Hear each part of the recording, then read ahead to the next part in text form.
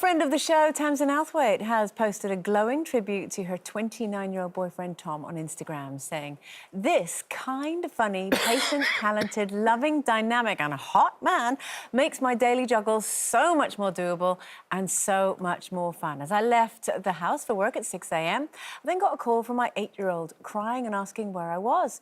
Tom gave her cuddles, made her breakfast and lunch for school." Now, the couple have been together for 3 years now, but it got us thinking. You know, obviously, he's doing a grand job, but is there a right time when you then introduce a new partner to the whole rigmarole of looking after your little ones? Stacey, when did Joe sort of start getting involved?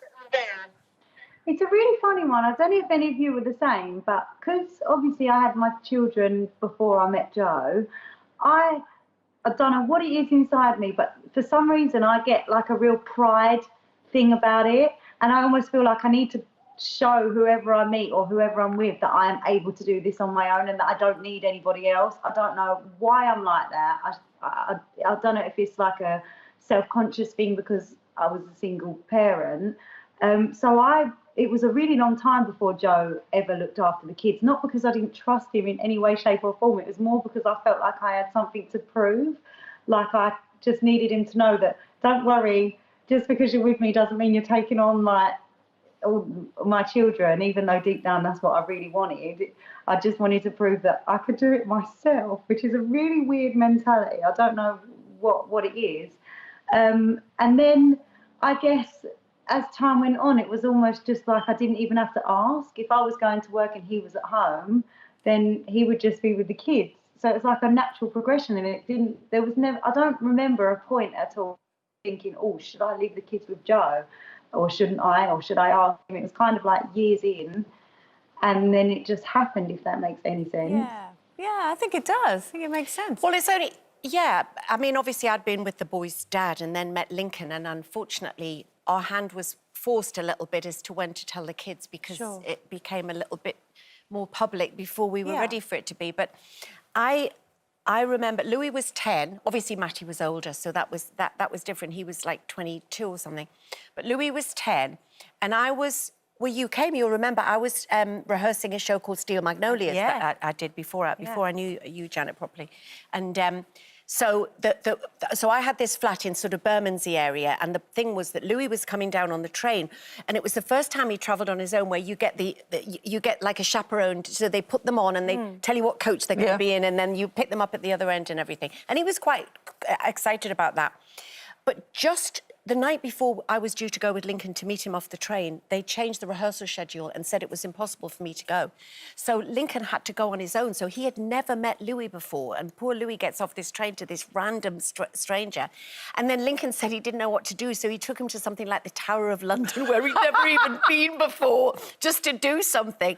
And actually, it was quite nice that happened, because I think it would have been a very different first meeting if I'd been there, because I would have been trying to mediate and, you know.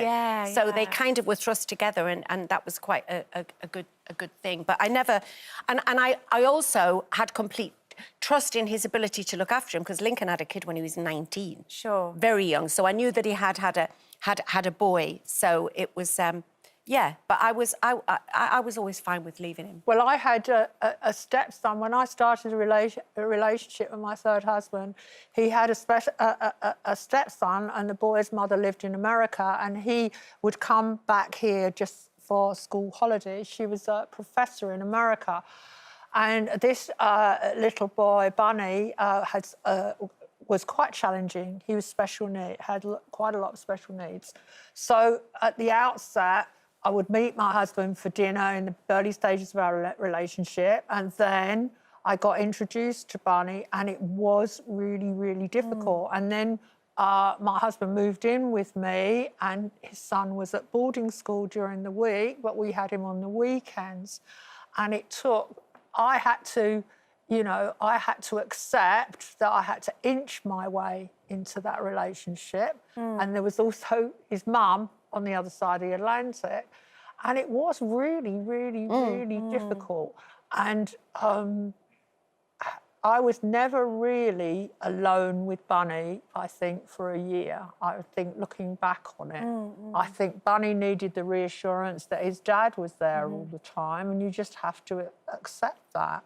I think it's so powerful to hear it from your point of view, Janet, because we're speaking from the perspective of mums. Oh yeah, well the mum was, you know, step she was on the other side of the Atlantic, and she wanted to know everything that was going on in her. Was her son being disrupted by being moved around? And luckily he got into a really good school, which was a boarding school, so we could go and see him. But you know, with any stepchild, you've got that double problem of, you know, the mum and dad will spoil them, then you're brought along and you can be the nasty woman who's imposing the rules about bedtime. You can't sleep in our bed, and it's not acceptable to scream and shout for hours, you know, and it's really, really challenging. And so I also got someone to help me called Hazel, who had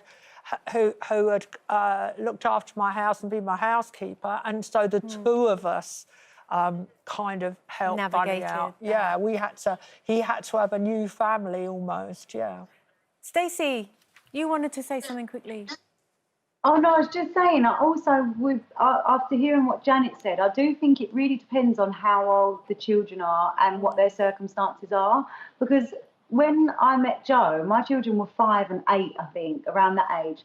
And it's a lot easier to introduce them to new people at that age. They're a lot more receptive and a lot more open. Yes. If I was meeting Joe now with a 12-year-old, I think it would be totally different and a much more difficult dynamic. And I don't think even they would want, I don't know if they would want me to leave them alone with anybody, you know. So, and I think especially children with special needs, children who find it more difficult to adapt to different situations, it must be so hard. It is, and it's also, it depends on all of these different dynamics. I think anyone, and all of us here are in blended families or some way, it is a tough thing to navigate, but, you know, families come in all shapes and sizes.